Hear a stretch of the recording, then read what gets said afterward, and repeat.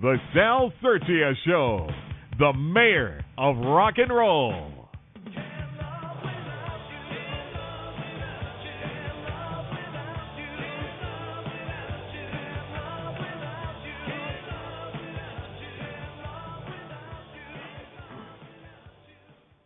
I seen you there with someone new.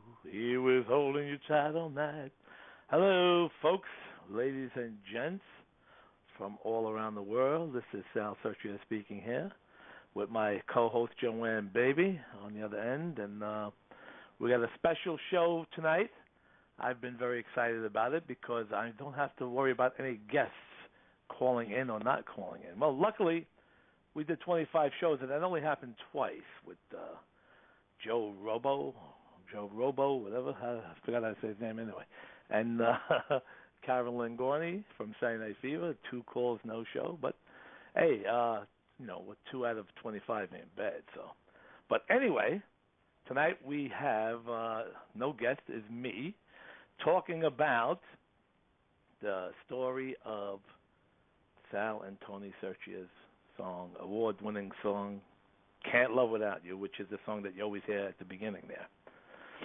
So, how do we start this? I could start it any way I want, really. Okay, let's start from the beginning here. It was 1987, and the band was Crystallized. Joanne, you there? I'm here. Oh, okay. I thought you were just busy on the other end, taking care of all that technical stuff. I wanted Yeah, well, I'm taking care. I'm taking care of the technical stuff and talking to you at the same time. You're because doing a hell I of a job, baby. I want to be a part of this Sal Sirchia thing. You are a part of it, no matter how you look at it. Okay. Yeah. So, no matter how you look at it, you're a part of this, and so is Fabian Gustavo, That's the right. man who does all the graphics and all those cool. Did you see what he did with all those pictures of me and my brother Tony Sirchia on stage? Awesome. All those cool psychedelic backgrounds and the Billboard Song Award-winning thing logo right on top, and great stuff. He's got me overwhelmed to the point where if I come on the computer, my brain gets fried because there's too many things happening, and I can't comprehend. So I just have to look at it real quick and get away from it because I start posting things in the wrong places, and he's probably listening and laughing right now. He probably is. Yeah, and hopefully we got a couple of million people listening tonight worldwide. I'm kidding. That would be nice. But anyway, I give you a little start before we play the actual original version, the full thing, and then we'll go down to everything. I mean, so many people have covered this song. It's amazing. Me and my brother didn't become millionaires already because it's just ridiculous. The music business is so damn hard.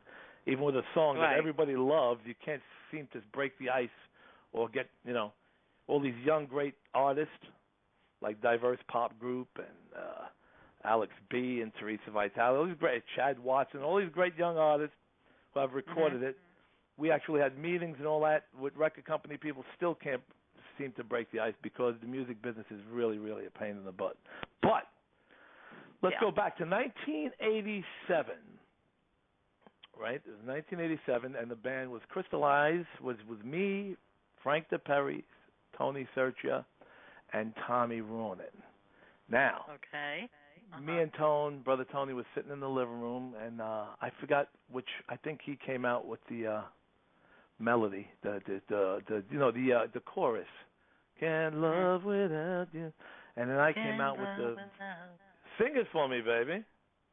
Can't love without you, can't love without you. Ooh, baby. Hey, you got to watch out, Joanne. The men hear you singing that, they're going to fall in love. Because you sound hot, baby.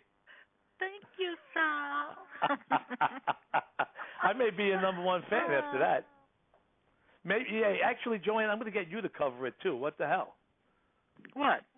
The song. We'll have you record it as well. Why not? Why not? Why the heck not? I can record it, man. You might funk it up a little bit there. Give it a little funk. There we go. Funk in it. So, my technical, I'm having technical difficulties, you know that. So they told me to hang up and call back into the show. So I'll be right back. You carry on. Go ahead. Take your time. Am I still on the air? Yeah. Okay, I'll continue my story. All right, so it's 1987. I just finished saying me, brother Tony Sirchia, and Frank DiPeri and Tommy Ronana, and me and Tone was sitting in the living room working on songs as usual, and he came out with that. I believe he came out with that chorus, "Can't Love Without You," and then I started going, and little by little, I seen you there with someone new. He was holding you tight all night. Oh yeah, that sounds good. Okay, write it down. Let's do it.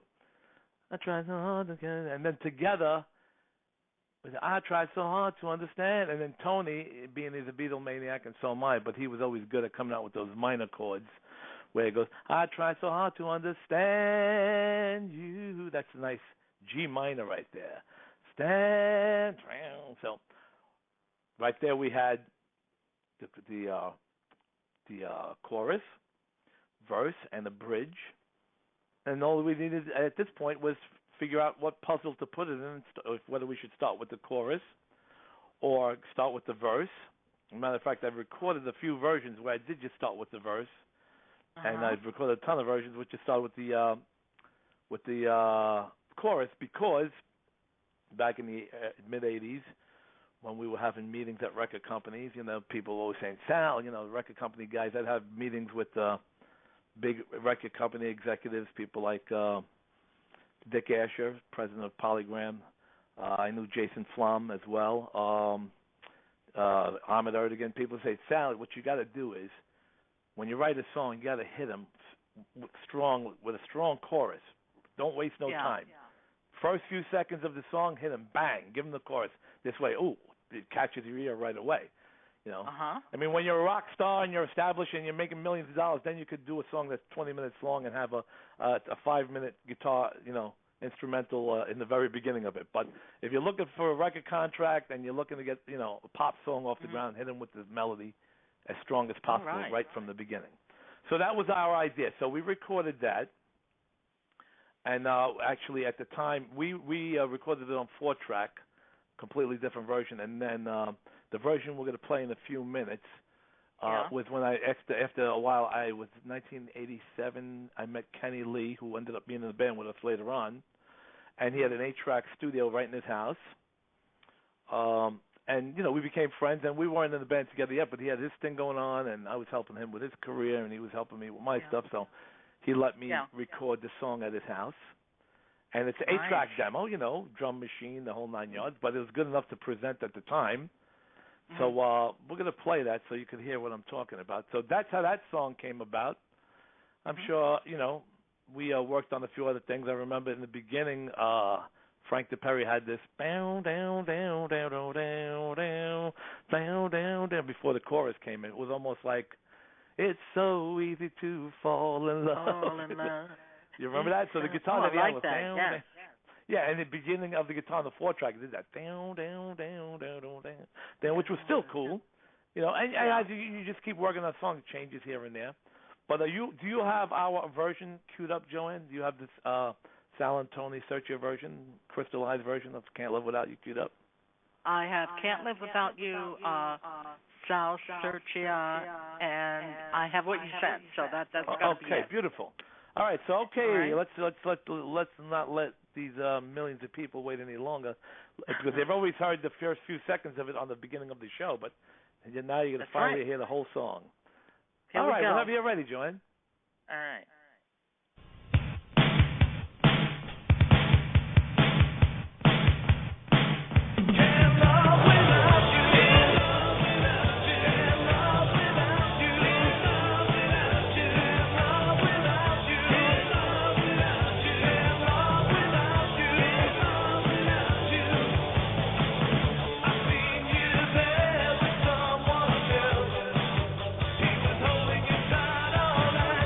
Trying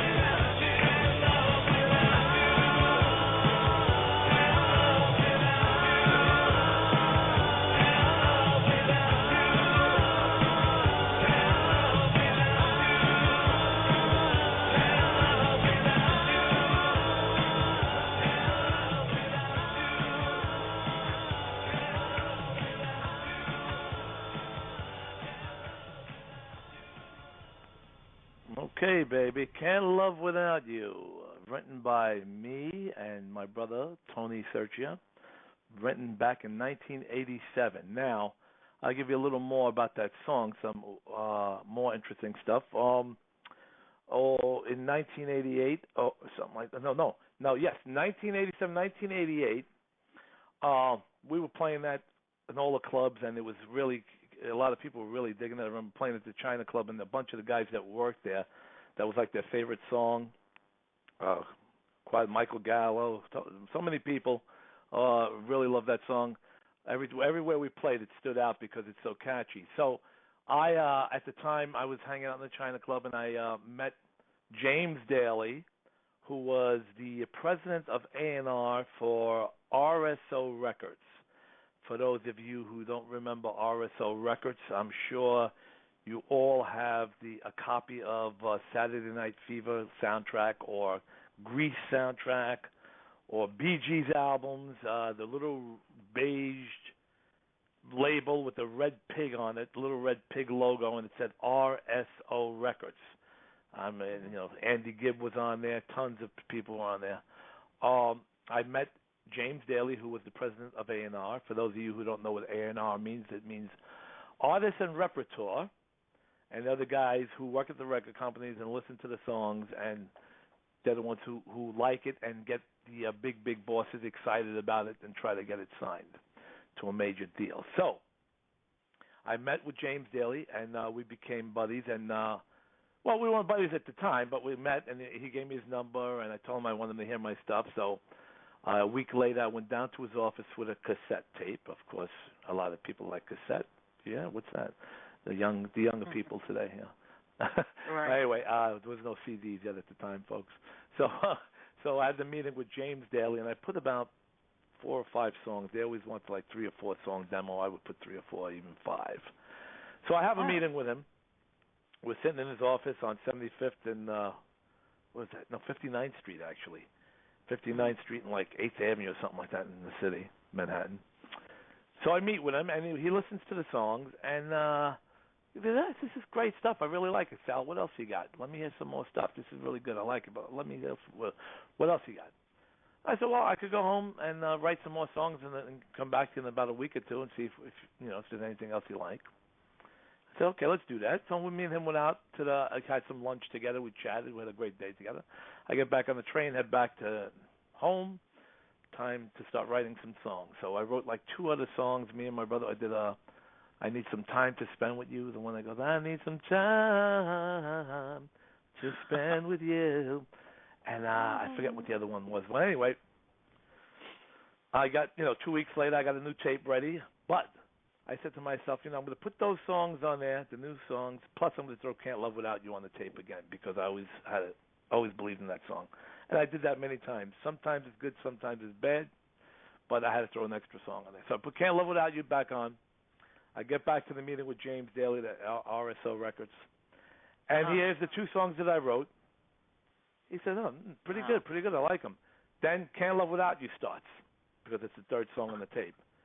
And he says, he says, I love this song. He goes, "This is a cover, right?" I said, No, this is not a cover. He goes, "You sure? I've heard this song before. I know it well." I said, "Well, no, that's because 2 weeks ago, I had it on this tape, the first tape I brought you, and I decided to throw it on the tape again." He looks at me with this face, Joanne, like, "You're kidding." He said, "Now that's the sign of a great song," pointing his finger at me. He said, "If I heard it once 2 weeks ago, and second time around I thought it was a cover, and I could remember the chorus," and he goes, "That's the sign of a hit song. I'm calling Robert He said, "I'm calling Robert Stigwood right now." Nice. So he's calling Robert Stigwood, and I was very excited. And he was, he's telling Robert Stigwood, he said, "I got this guy Sal here, Sal Sirchia. He's got this song called Can't Love Without You. It's a monster. It's a hit. I heard it once, and the second time around, I thought it was a cover, but it's still one of his songs." And Robert Stigwood said to him, he says, "Well, who is this kid Sal? And you think he's really that good? Check him out live, and if you think that song's a hit, let's do something with him." So I was all excited, told the band about it. We were like, "Oh, man, we might get signed. We might get a record contract." But in the process of this stuff going on, RSO Records folded in 1988 around the same time. They invested millions and millions of dollars into a lot of old albums, 10 years after albums, old Cream albums, old Jethro Tull albums, and they released all this stuff, and they didn't make their money back.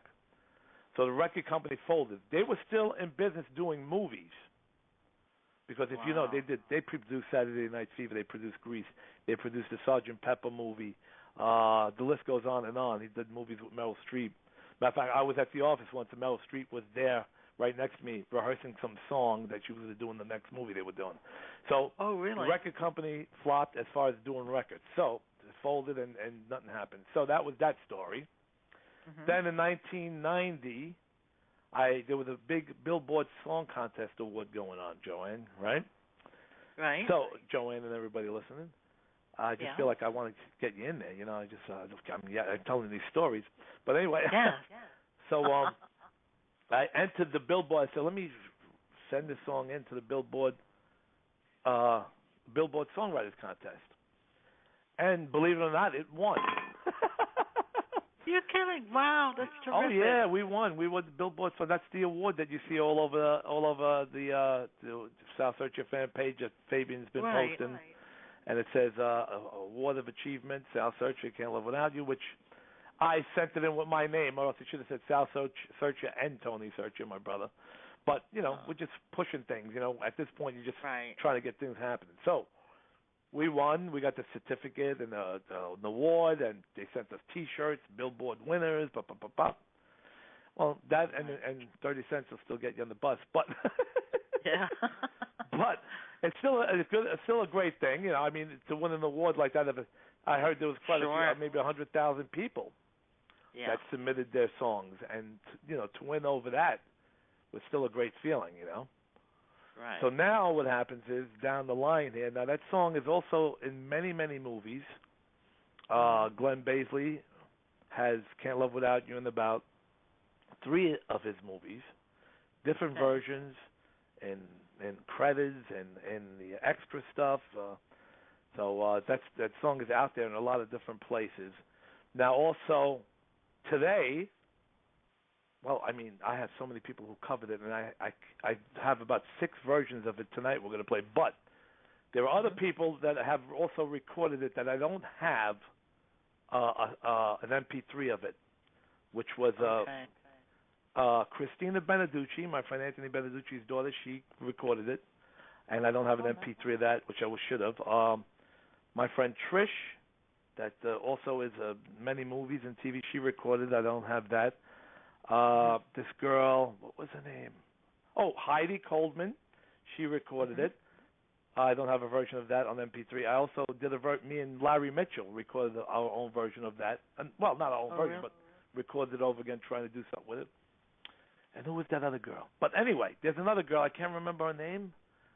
My friend Lisa Fershen's friend. Man, I met her once. She recorded the song, and that was the end of it. But then I had recently, maybe about 4 years ago, my friend Cora, her daughter Theresa Vitale, wanted. They called me up and said, my daughter wants to become a singer. Can you help her? I said, of course. I said, how about recording some of my songs and I'll shop her? And you know, I said to Theresa on the phone, who do you want to sound like? Who do you like today that you want to kind of be like the same type of thing? Because I didn't know what we were supposed to do with her. So she said Demi Lovato. So I had never heard of Demi Lovato at the time. So I looked her up on YouTube and I was watching Demi Lovato. Okay, I see what she's all about. So she's gonna do that type of, you know, they all have that kind of sound, you know, Demi Lovato, Selena Gomez, Miley Cyrus. It's you know the new sound of the young kids. So let's play. So she recorded it. We went into the studio. She recorded 2 songs, Carry On and Can't Live Without You. And I love this version she did. She's a great young singer. She's not doing nothing with a music career because it's not really her bag. But she thought, you know, at the beginning she was really into it, and then she decided that she doesn't really want to be in the music business because, you know, people change their minds. What can you do, right? Sure. But let's play that one now, Theresa Vitale's version. You have that, Joanne? Ready? I have that, and here we go. Okay, Theresa Vitale, Can't Live Without You.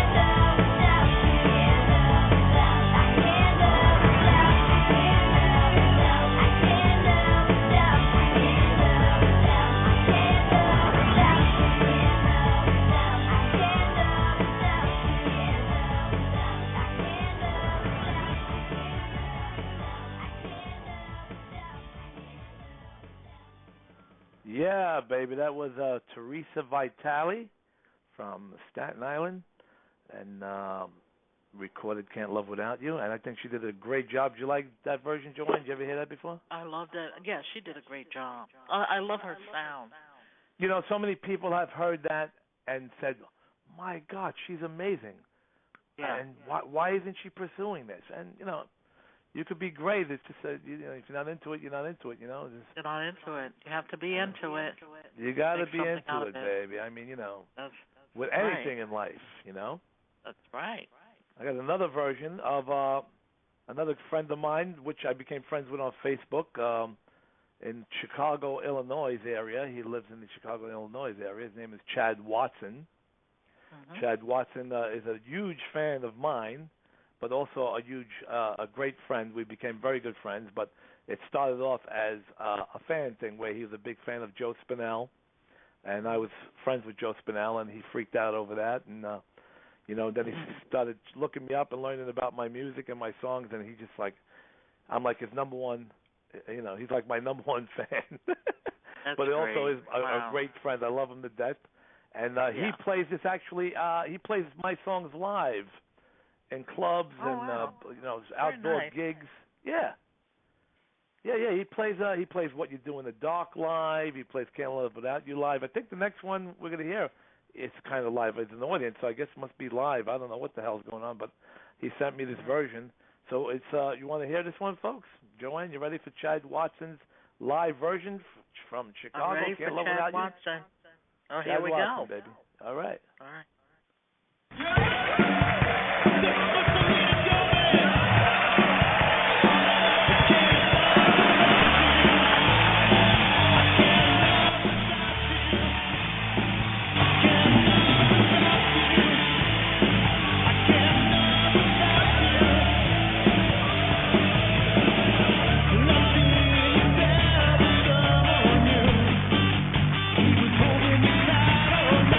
I tried so hard to see it through.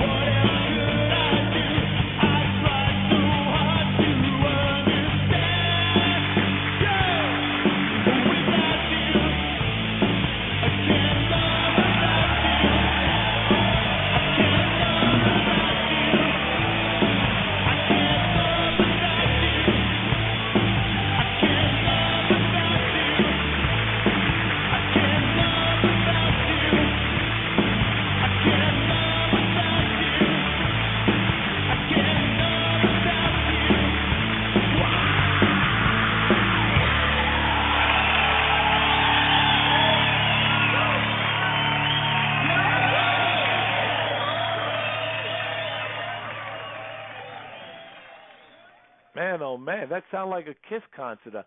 Brother Chad Watson packs in the crowd, Joanne. You hear that? I hear that. But he says, can't love without you.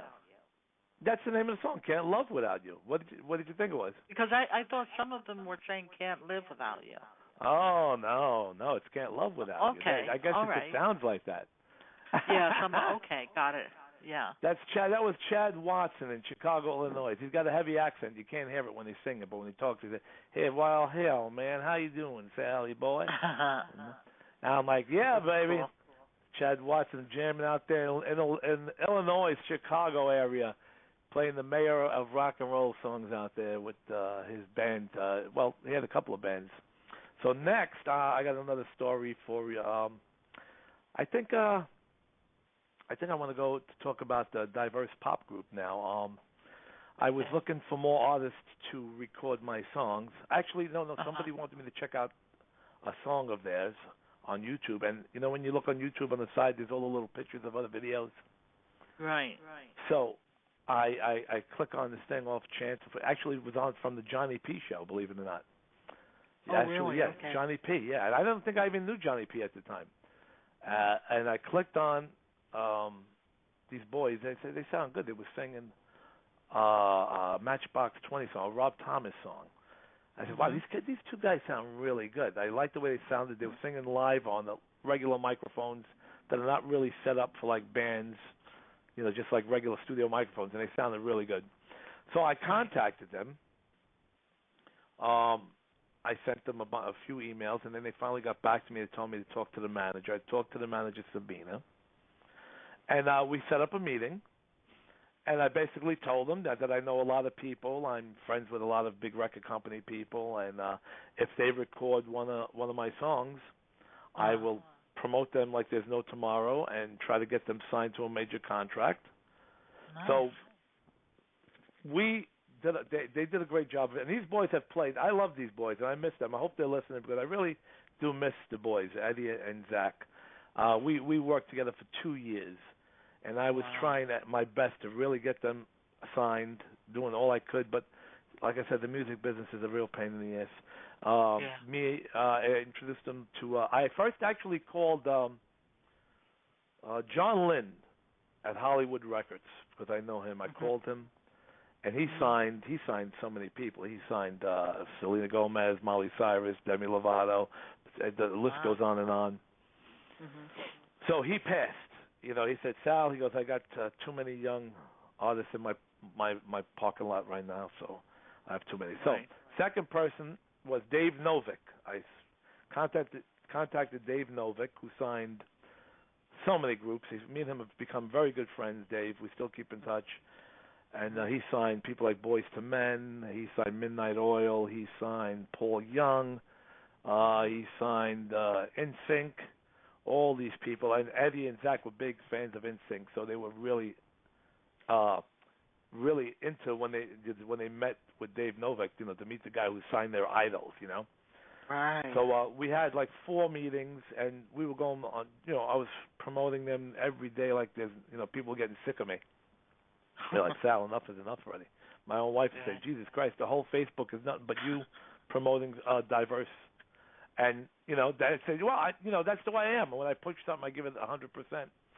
Right. So, unfortunately, nothing happened because just 2 years went by, and Dave Novak is also involved in tons of other projects, and it's just so hard, So we drifted apart slowly but surely, and we still keep in touch on Facebook. We give each other likes. But Diverse Pop Group, who have done over 2,000 shows all over the world. They play everywhere. Recorded Can't Love Without You, and they did their own version. I said, do whatever you want with it. Turn it into yourself. And you got it all ready, Joanne? Should we play that one? We should play that one, and all right. We're going to play Diverse. Okay, this is Diverse Pop Group doing Can't Love Without You.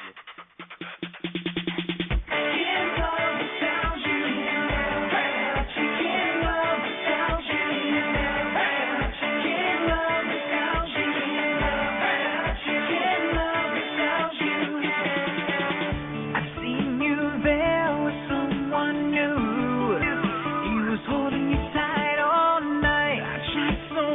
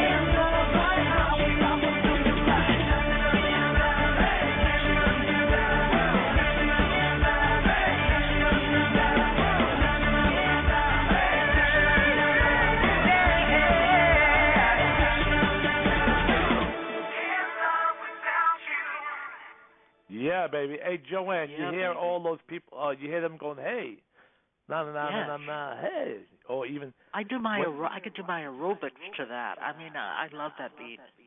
I honestly miss those boys like you have no idea. I mean, because I love those two guys, and I love their family. They have wonderful parents. Eddie and Zach's family, the parents are wonderful people. Sabina, the manager, is a wonderful person.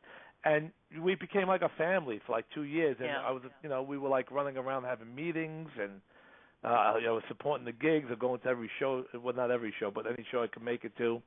And if anybody goes on YouTube and click on Diverse Pop Group and they have tons of other great songs, but if you put that Can't Live Without You on, you see them doing it live. Wow. With big sold-out audiences, and they had this thing going on with they would start "Can't Love Without You," and they raise their hand, and the whole audience would go, "Hey!" I mean, you'd hear the whole audience go, "Hey, can't love without you," and they point up, "Hey!" So at the end too. So I got to send you that. It's on YouTube. Anybody who wants to see that and knows I'm not making it up, just go to YouTube and check that out. Yeah, so you want to do some aerobics? Joey, I'd like to see you do some aerobics. Listen, when I do my aerobics, okay? Do you put on like one of those like Yeah. Do you put on one of those like skin tight, like painted on type of outfits that like looks like it was painted on you? Okay, you're not gonna believe this, but I have a friend who paints the outfit on me before I start. Oh. You're going to have to get a video to me. I have to check this out. Maybe we might even have to do a show about that and then, talk about Joanne doing aerobics with the skin tight, with the painted on bodysuit. There you go. Oh, that's some hot stuff, baby. I can't even think straight no more. I was getting ready to announce the next song, and I can't think in my head. I'm fried now. See, you blew my mind. Now all I could picture is you in that aerobics outfit, painted on. Really? And a one. Yeah, baby. And a two. And a one. Oh. Yeah, oh, Joe, you were so bad. We're not supposed to be talking like that. I know I we don't know. are. I'm getting worse than Howard Stern. You're worse than Robin. That's funny. What's the name? Gustavo there, Fabian's probably. Fabian, yeah. Wait, listen, have we mentioned Fabian? Yeah, I mentioned him a few times early in the show.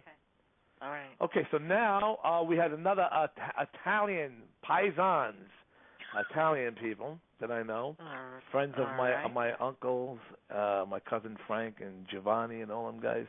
I can't remember her last name, but her name is Kathy, and she's a real paisan, as I was telling you before. I mean, a real paisan that speaks Sicilian just like me, and of course, she met me and fell in love with me, but that happens all the time. But I tell them I'm happily married. I have a wonderful wife and daughter. I'm so happy. All these chicks want me. What am I supposed to do? Maybe in another lifetime, But anyway, this version might be a bit cheesy because I recorded this myself with my 4-track.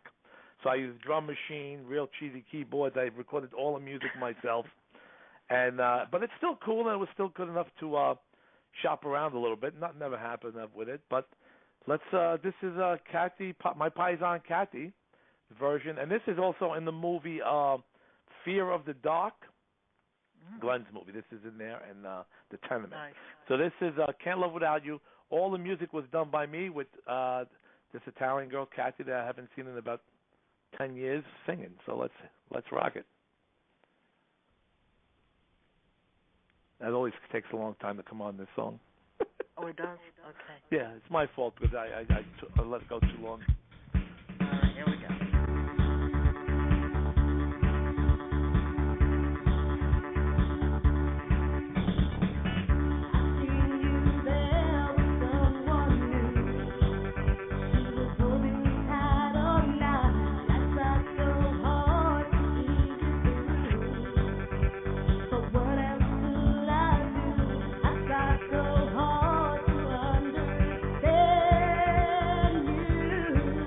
Without you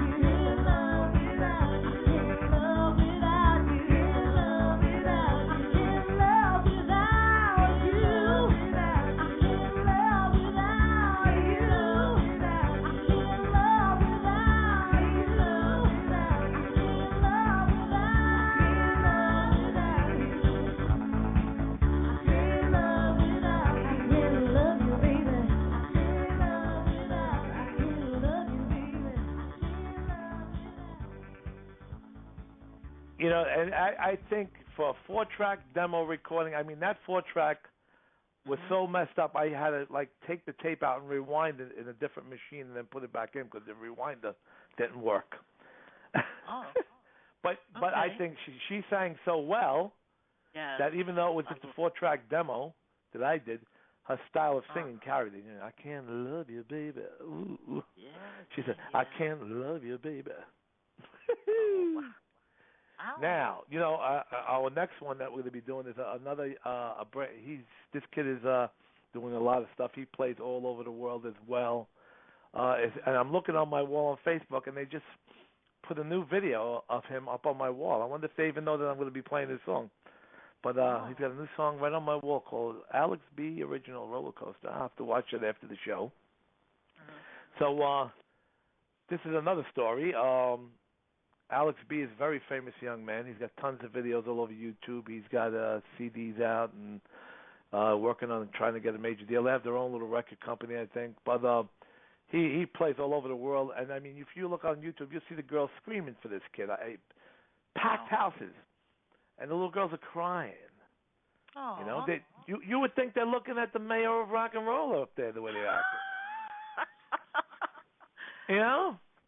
Yeah. I don't know, Joanne. You got to help me out over here. I mean, what happened to the mayor of rock and roll? The girls used to throw their shoes at me.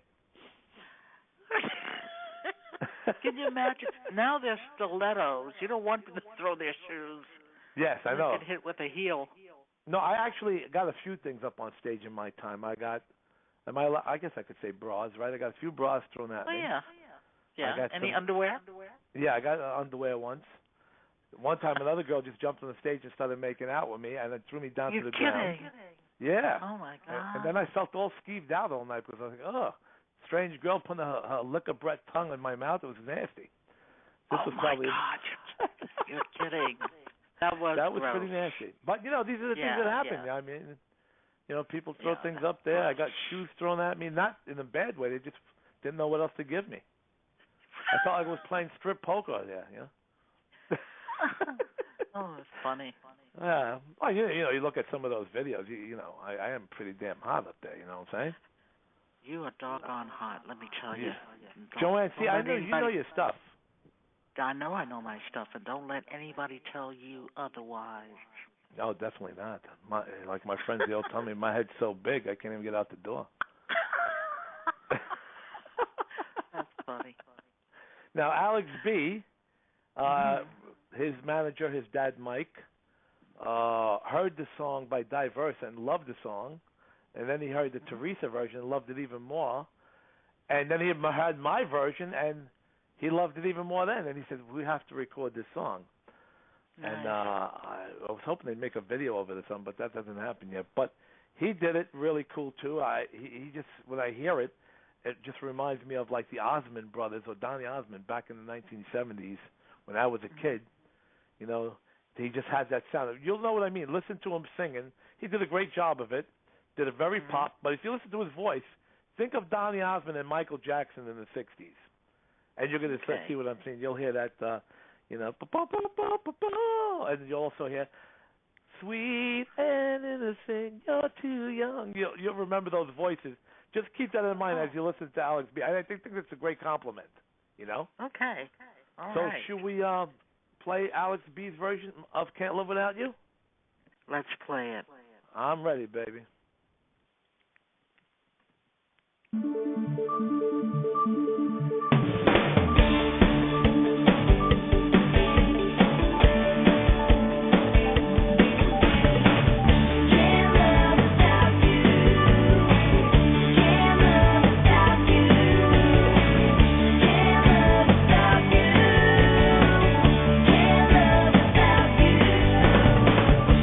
seen you there with someone.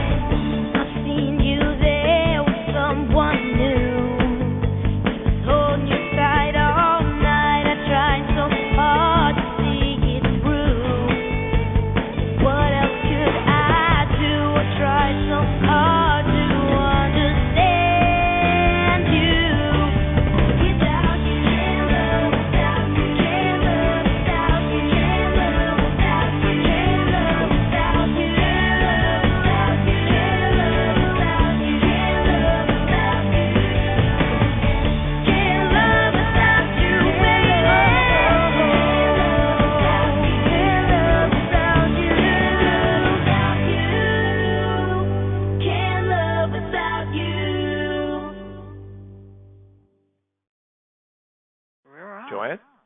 What, are you there? I'm here. Oh, the song's still going? No. Oh, the song's over? Yeah. Well, I lost it. For some reason, I didn't hear it on my end. I didn't hear it end. Oh, well. Oh, what can you do? That happens sometimes. Technical difficulties. I thought the song was... Blank happens. Yeah, but the song ended normally, right? I didn't hear nothing. It ended normally, yeah. All right. Okay, that sounds good. So this show almost is over, and I think it was a great show. Right, Joanne? What did you think, man? It was. I think so, and especially it being about your song "Can't Love Without You" and the different renditions of it, which I thought was great. Mm-hmm. So, and good you job. say to yourself, it's amazing how you could take a song from 1987 and you see Alex B and Diverse, and it sounds like today's sound. That's so right. for those of you people out there listening, some of the old school people I know who think that your songs from 1980 are dated and old, well, think again, man. All you have to do is have some younger kids of today record it, That's right. and it becomes brand new and fresh, man. That's My right. next venture is trying to get a big country artist to record this song. Nice. Another terrific. thing I forgot. I sent this song also to Leanne Rimes. You know Leanne Rimes? I sent it to her mom. Yeah. And she loved it. Really? Her mom and dad were managing her, but now they're not anymore from what I hear. But this was a couple of years ago. And she actually wrote me back and said, Sal, these songs are fantastic. I have to let Leanne hear them. But nothing ever came of that either. Now, just recently, I was just telling you while the song was going on, Patrick Clifford, who is he used to be president of A&M Records for many years. He signed acts like the Romantics. You remember the Romantics? I hear the secrets that you keep when you're talking in your sleep. Remember that? He signed them. But anyway, he is now huge at Disney Music Publishing. He is the president of A&R at Disney Music Publishing. And he had the song, and they actually got to the point where they went to a big meeting with the big boys of the company and almost made it to where I wanted it to go. But at the end of the day, they decided that they're not sure what to do with this song, so they're going to let it go for now. So they said, Okay. So, wait, listen, you keep trying, you know what I'm saying? That's right. You got to be in it to win it. So That's stay right. there. Don't move. That's right, man. People play the lotto all the time, hoping that those numbers will come out. So I'll just keep pushing this song, hoping somebody will make me a hit. Somebody will. I got to get somebody like who could we get? Miley Cyrus. Think she'll record it for me? Now that would be a cool recording. Well, believe it or not, I had a meeting with this guy. Jesus Christ, I met up with him. He did some work with her dad. King Faze is his name, and her dad, Billy Ray Cyrus, did an album, a rock album, about 2 or 3 years ago. And King Faze worked with him on the album. And I met up with King Faze with my friend Vicenza, who's also a singer. She was friends with him and introduced us over the internet. Right. And I met with him and I gave him the song, and he said he was going to give it to Miley Cyrus. He was going to talk to me, and nothing ever came of that either. So you just keep trying, man, and maybe one day. But at the end of the day, I enjoy the process, and no matter how you look at it, even though I have 35 cents in my pocket, I am the richest man in the world because I have my health and my happiness and the most wonderful family you could ever have. So that's all that really matters. And the most beautiful little girl. That's right, man. Can't forget about it. Nothing in the world worth more than that. Nothing. That's right. That's right. God and Jesus are always number one. Yeah. I always say that. Always say that. Yeah. So we got nobody called in, but a lot of people in the chat room checking out the tunes. Anybody say anything cool? People are checking it out in the chat room, and we earlier had a caller, but he wanted to listen in. So there you go. Yeah, I heard him. I heard he called in, and he said he just wanted to listen, which is very cool. So he's probably going to be singing "Can't Love Without You" in his sleep, because people heard it 6 times tonight. Six right? times. 6 times. I mean, six 6 times. different renditions. Right. Which was 6 great. different versions. Did we say 6 different virgins or 6 different versions? Versions. Oh. Not like virgin. a virgin. You know, when Madonna did that song, I used to always told you, like a virgin, and I always used to sing this. I thought that's what you were saying. Hurts for the very first time. Like a virgin. That's what I thought she was saying. It hurts for the very first time. Is that what she's saying? No, but that's what I thought. I said, oh, my goodness. Like a virgin hurts for the very first time. Good Lord. Oh, you're nuts. Well, I mean, I'm sure it does. I mean, I couldn't tell you.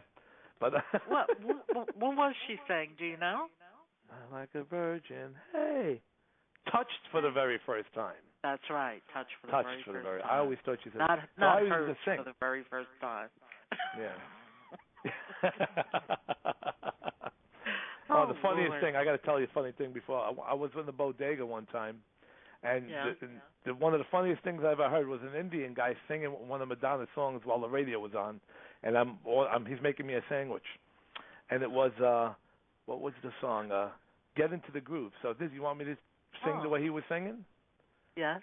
Oh, you're gonna love this. Okay, he was an Indian guy making my sandwich, and the radio was going. I was trying not to laugh.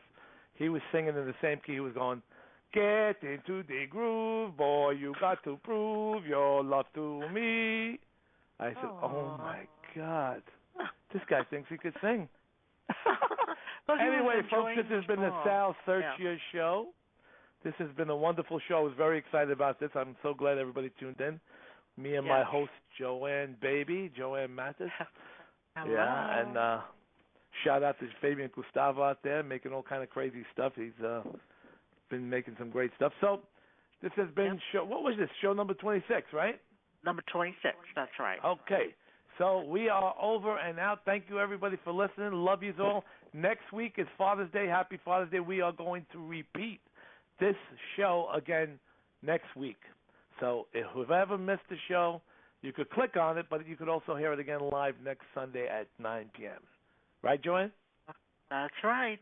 Okay, so cheers, everybody. Love you, man. Peace and love. All right, take care.